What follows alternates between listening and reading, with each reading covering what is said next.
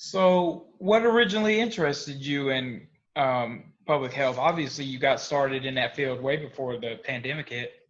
So I come from an immigrant household, and throughout my year growing up, my family's also mid status. Well, now we're all U.S. citizens, Okay. but being mid status and being at some point initially undocumented, and then being a U.S. resident, now being a U.S. citizen, we went through various aspects of the U.S. healthcare system, from being undocumented and uninsured, and then having great healthcare coverage through my employer, and then experiencing various barriers to access based on the geographic set I relied on. So when we got to the US, we were living in the Inland Empire, which has a huge physician shortage, insufficient number of healthcare facilities.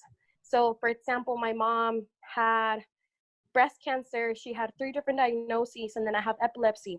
For us to be able to see a specialist, we would have to drive about an hour away from the small town that we live to be able to get care and be able to get our medication. What do you think has changed the most in this moment for you guys in the public health field?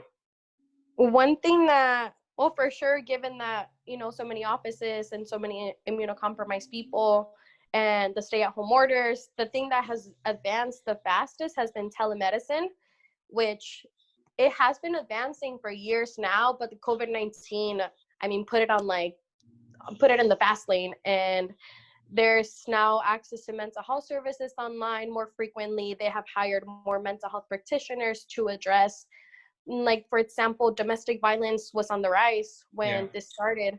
And same as like mental health issues started worsening for a lot of people during COVID-19.